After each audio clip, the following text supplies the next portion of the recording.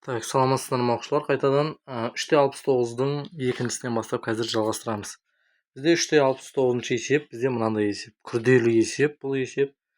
Так, екінші мысалы.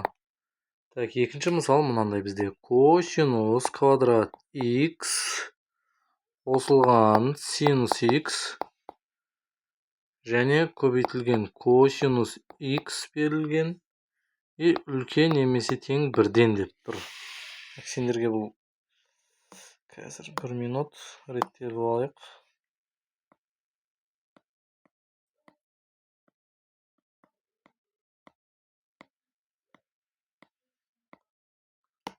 Так, осы 3-пен жаза берейік. Так, енді балалар, бұл жерде былай жасаймыз. Дәрежені төмендету формуласын еске түсіреміз.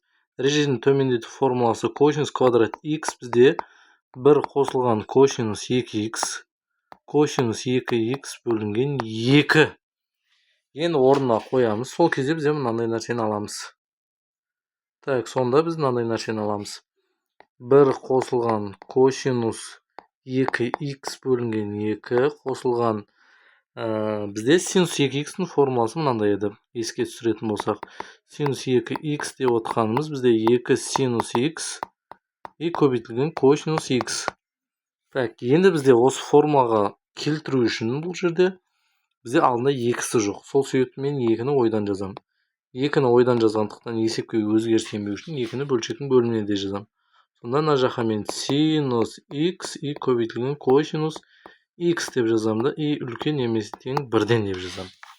Енді менде осы жерде екілерді бөлшектің бөліміндегі жақшаның алдына шығарып жіберемін. Ол жақшаның алдына 2-ден 1 болып шығады.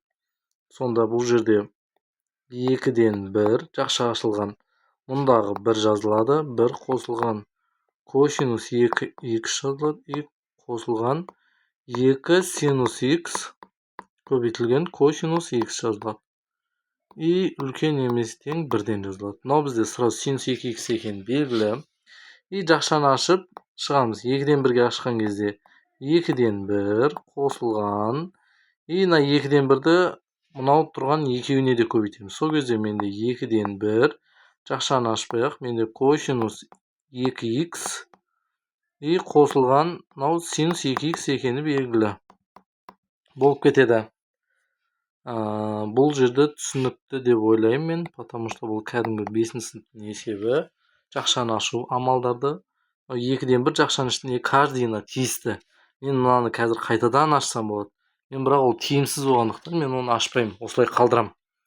И 2-ден 1-ді теңдіктің екінші жағына қарай лақтырам. Минус болып өтеді. Сол кезде бізде ол мынандай нәрсе болады. 2-ден 1 жақша ашылған косинус 2x қосылған синус 2x жақша жабылған и бөлшек 1-ден 2-ден 1-ді алған кезде 1 азайтылған 1 азайту 2-ден 1 деп жазам. И бұны мен есептеген кезде бәрібір 2-ден 1 шығатыны белгілі. Так, сол себепті 2-ні қарама-қаршыға ол көбейту болып өтеді. Бөлшектің алымына көбейту болып өтеді. Ол 2 мына жаққа өтеді. И 2 мен 2 қысқарады да, и қайтадан 1 қалады. Мен қайта-қайта жазып жүргенше мен осылай сендерге түсінікті етіп жазып салдым. И косинус 2x қосылған синус 2x и бөлшек мына жақта 1 қалды.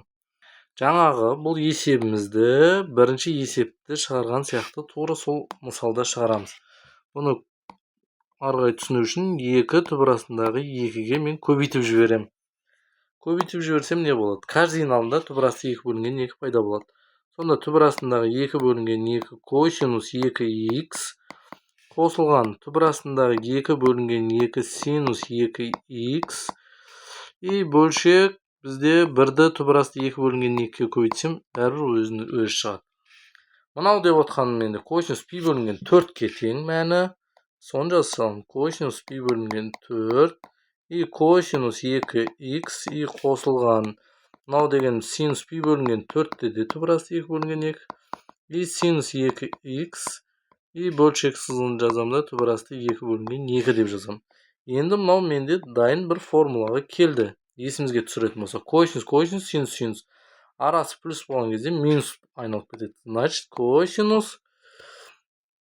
косинус жақша ашылған 2х минус пи бөлінген 4. Аны шатастырмаймыз. Арасы плюс болған кезде мына жақта минус болады. И бөлшек түбірасындағы 2 бөлінген 2 болады. Бұны ары қарай шығаратын болсақ, қалай болады? Бұны ары қарай шығаратын болсақ, есімізге түсірейік. Бірлік шеңбер сызамыз. Ол белгілі. Қазір мен сіздерге мына жақтан бірлік шеңберді алып алайын. Так. Ақ фонда бірлік шеңберді алып келемін қазір сіздерге. Мұнда сәл үлкейтейік бұл бірлік шеңберімізді. Так, мынаның барлығы үлкейіп кетті ғой.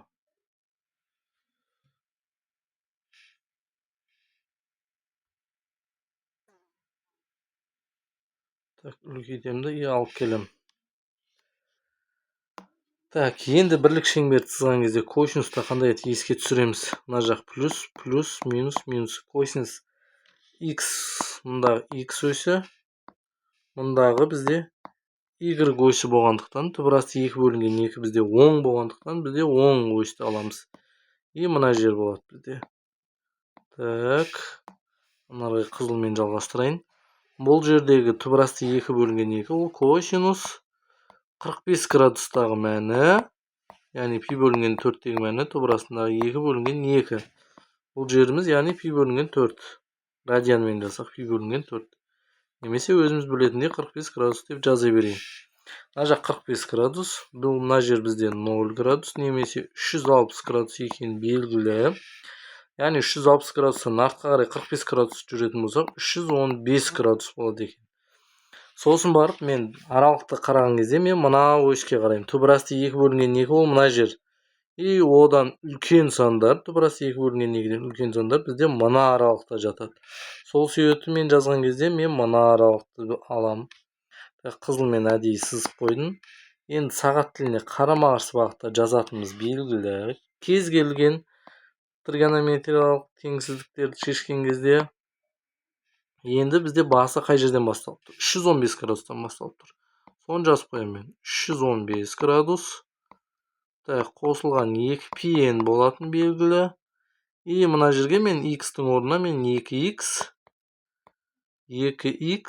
минус пи бөлінген 4-ті жазам. И мына жерге мынандай знакты қоямын. Сосын барып, менде ол 45 градусқа дейін кеп тұр. 45 градус қосылған 2 пи-н. Так, мен мына жерде 315 градус 45 градустан үлкен болып кеткендіктен 360-ты азайтып тастаймын. Артқа қарай бір айналып круг жасаймын. Сол кезде менде мынау минус 45 градус болады. Минус 45 градус қосылған 2 пи-н. Так, мынауымыз пи бөлінген 4 дегеніміз тоже 45 градус. Минус 45 градус деп жазып қойын. И мына жерде 45 градус қосылған 2 пи-н. Так, бұны ары қарай минус 45 градус. Мына жақ қарай плюс 45 градус болып өткен кезде 0 болады.